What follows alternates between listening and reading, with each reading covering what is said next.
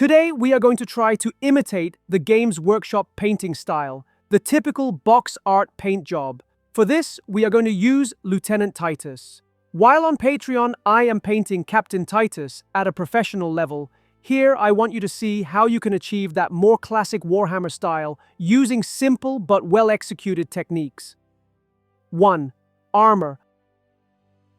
Let's start with the most important part, the blue armor. One of the keys to this style is that the base layers are very solid and usually use quite saturated colors. There is a main color for each part, followed by relatively simple shadows and highlights. Here I apply the base coat with deep blue over a black primer. We dilute the paint just enough so that it flows well and does not leave lumps, but without losing coverage. With a black base, it is normal for the first layer to look a bit irregular, so it is perfectly fine if we need to apply a second coat once the first one has dried. Before doing anything else on the armor, we place the shoulder pad decal. This is important because later, with the washes and shadows, we are going to integrate it into the armor, making it look much more natural. First, we moisten the decal with water so that it can be separated easily. Then, we apply decal fixer to the shoulder pad. Next, we place the decal on top of that area. Once the decal is in position, we apply decal softener so that it takes the exact shape of the shoulder pad. Finally, we apply gentle strokes with a damp brush so that it fits perfectly.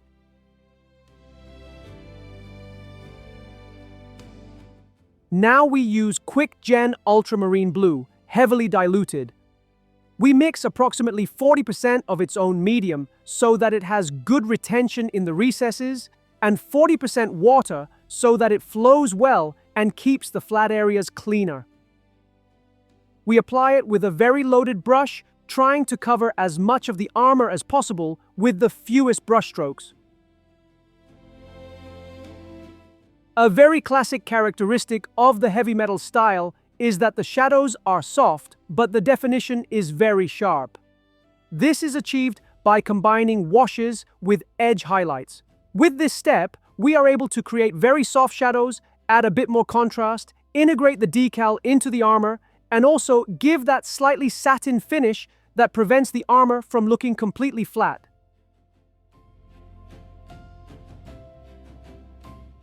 Once the wash is applied, we move on to what, for me, is one of the keys to the heavy metal style, edge highlighting. We lighten the base color by adding a small amount of ivory so that we do not change the hue, only the value. It should be just slightly lighter than the base color. Now we mark all the edges of the armor. This first pass is intentionally thick. Rather than illuminating the edge, what we want is to draw the shape of the armor, almost as if we were sketching it. This thick framing is very typical of this style. If this type of brushwork is difficult for you, on my Patreon, you will find many videos where we work specifically on these techniques. Base coats, washes, edge highlighting, all done step by step while painting complete miniatures from scratch.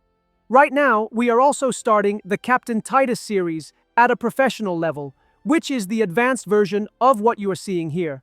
With this first thick edge highlight, we mark the entire contour of the armor. While doing this, we can also add small dots and lines to simulate scratches and wear. This helps prevent the surface from looking flat and adds visual interest. Once this first pass is complete, we take it one step further. We add approximately 30% more ivory to the previous mix to achieve a lighter tone. The technique remains the same, but now the goal is to make this pass finer and more controlled. To achieve thinner lines, we apply less pressure with the brush on the miniature. This second pass represents the reflection of light on the edges, adding a lot of definition without making the result look exaggerated. We can also take the opportunity to repeat the scratches and fine marks, reinforcing the worn and used appearance.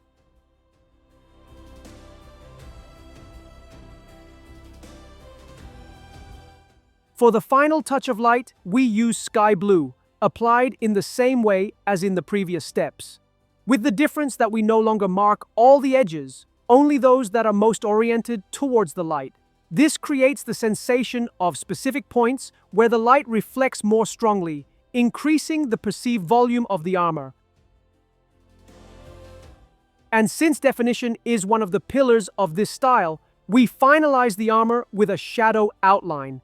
For this, we use dark sea blue to mark the deepest and largest separations between the armor plates.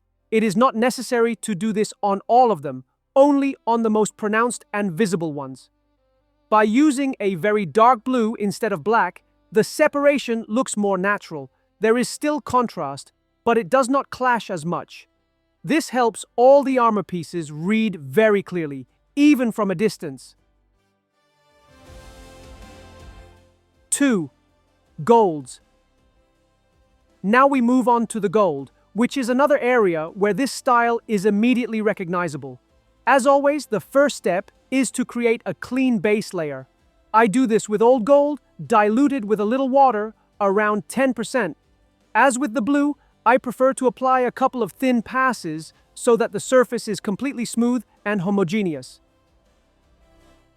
Once the base coat is ready, we apply this dark brown wash from AK to darken and set the shadows. This helps the shadows remain visible even when the miniature is moved. It also naturally settles into the recesses, creating shadow outlines automatically. Remember to direct the brushstroke towards the areas where you want the pigment to accumulate, because that is where the shadow will intensify. Once it has dried, we mix the base color with a lighter metallic tone. We use this mixture to apply an edge highlight. This pass restores definition to the edges of the gold and separates it clearly from the surrounding areas. Once that edge highlight is finished, we apply a second wash. This time, we use Quick Gen Orange Brown, diluted with 40% water. This wash is much more controlled and contains less pigment. We apply it only in the shadow areas. In addition to reinforcing the contrast, it adds a warmer orange tone to the metal, which makes it richer and more in line with the Warhammer aesthetic. If at this point some edge highlights have been lost, that is not a problem. We simply recover them using the previous edge highlight mixture. As the final light pass, we use silver, which is a very bright metallic color. We reserve this step only for the most exposed edges.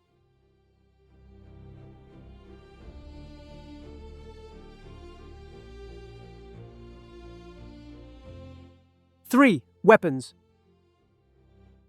Weapons are quite straightforward because we apply exactly the same visual language we have already been using. The black areas start with a dark gray base coat and the metallic parts with a mid-tone metallic color. Once again, we aim for smooth, well-covered base layers. We then lighten the gray base by adding a small amount of ivory. With this mixture, we apply edge highlights all around the black areas. For the metallic parts, we proceed in the same way, starting from the mid-metallic tone.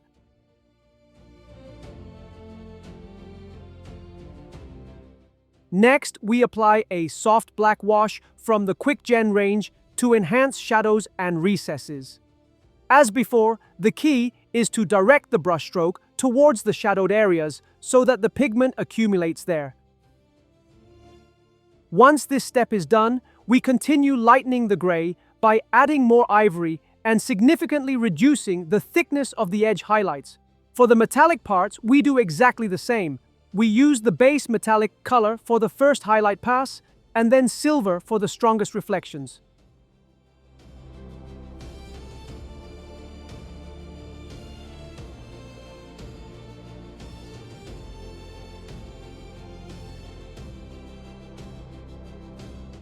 Four, head. This is an area where Games Workshop usually raises the level a bit. However, we are going to simplify the process so that it remains accessible. We start with a base coat of this color, which gives a very natural skin tone. We apply it in 2 thin passes so that the finish is completely smooth and even.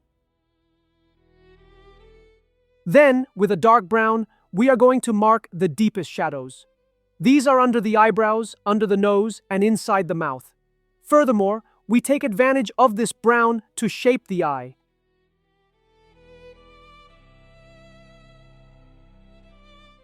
Then we mark the light areas, but for this, we are going to use a more yellowish skin tone.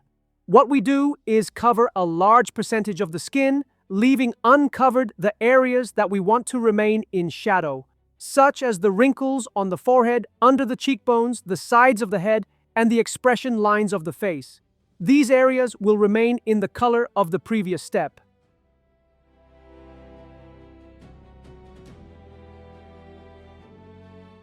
Then we apply a wash to do 3 things at once. Integrate the lights and shadows, increase the contrast, and add a reddish touch that gives a lot of richness to the skin. From here, glazes come into play, but in a very simple and controlled way. We use radiant flesh diluted with approximately 50% water. We apply it with a very lightly loaded brush over the areas we want to be the brightest. That is, the areas facing upwards, the forehead, the cheekbones, the nose, the chin, and so on.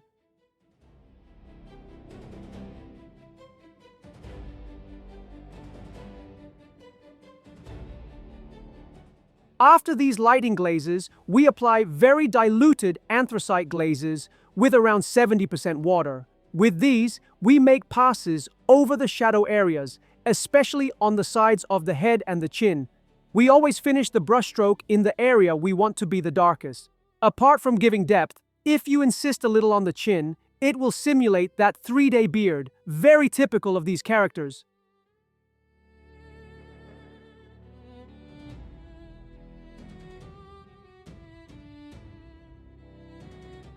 For the final lights, we use vampiric flesh, which is very similar to the signature bone tone that Games Workshop usually uses to finish their skin tones.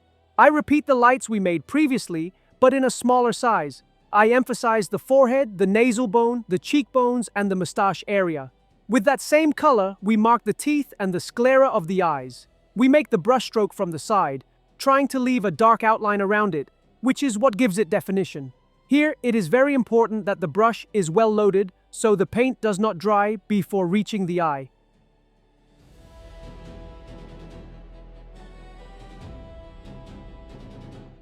I paint the iris with anthracite gray, making a centered point.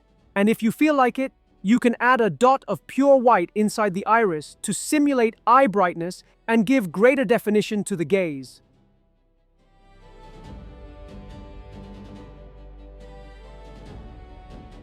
For the hair, I use afro shadow, covering the entire surface.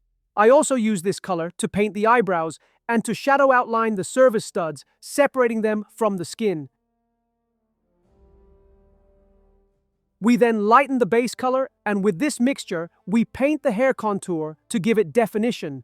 We also make many small lines across the entire surface of the hair to give it texture and make it look more elaborate.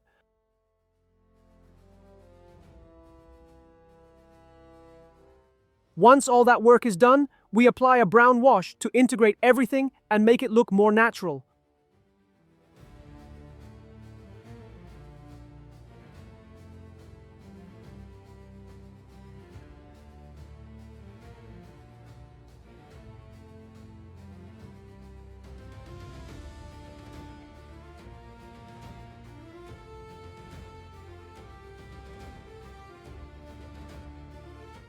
Five, leather. Leather is a perfect example of how this style is based on repeating the same logic. We start with a base coat of beast brown, applying 2 passes to leave it completely smooth. Once the surface is perfectly even, we apply a wash of quick gen leather, diluted with approximately 50% of its own medium. We are careful to finish the brushstroke in the area we want to be the darkest. With this step, we add contrast and definition. Once it has dried, We mark the edges with the base color lightened with approximately 20% radiant flesh. First, we outline the entire contour a little thicker, almost as if we were drawing. Then we continue lightening that color, making the edge highlights increasingly thinner and more concentrated on the areas we want to be the brightest. We can also add small dots and lines on the flat areas to simulate a weathered effect.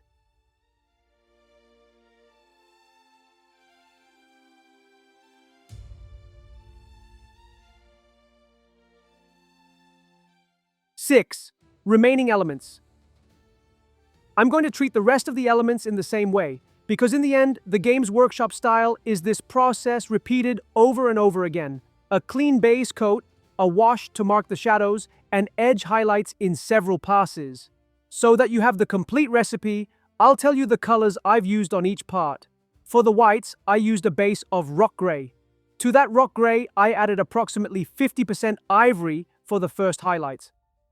Next, I applied a wash of green and gray to give depth to the shadows and add some tonal variation. Then, I recovered the lights again using the color of the last highlight.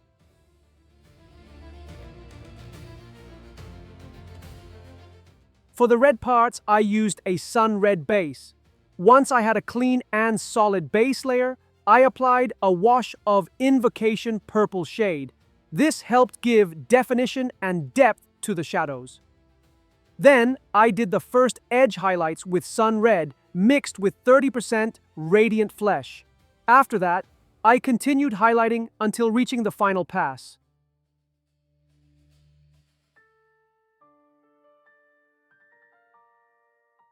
The bones and scrolls were done with a base of decomposed flesh, a sepia wash, and edge highlights using decomposed flesh with progressively more ivory added. The letters on the scrolls are mainly a matter of brush control and support. We rest our wrists on the table and the brush hand on the hand holding the miniature. This greatly improves stability. We use Afro Shadow diluted with approximately 30% water, so the line is not too harsh and blends better. And again, a well-loaded brush is essential, so the paint does not dry in the middle of the stroke.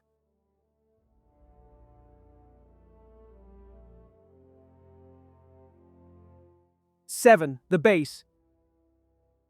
Marine bases in this style are very easy to recognize. Simple elements, dry brushing for the ground, some grass, and brown edges. First, we paint all the elements of the base exactly the same way as the rest of the miniature. Base coat, wash, and edge highlights to define everything. We paint the ground brown so the gaps between the sand we'll add later don't look too dark. Next, we cover the base with a fairly generous layer of white glue so the sand sticks properly. I use sand that isn't too fine, so the dry brush later has some texture to catch on. If I want to integrate it even more, I apply a wash made of white glue diluted with about 70% water. Once it dries, the ground becomes much more compact. Then, I apply a wash using a dark brown shade diluted with approximately 20% water to soften it slightly. Once that has dried, we start dry brushing. First, I use mahogany brown, with the brush quite unloaded. This gives the base its first relief pass. After that first dry brush, we apply a second pass, much more controlled. This time, we use cork. We focus more on the front area, so it becomes the brightest.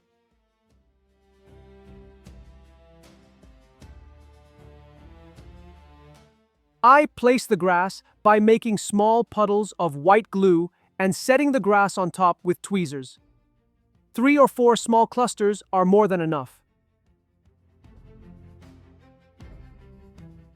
Finally, we paint the edge of the base brown.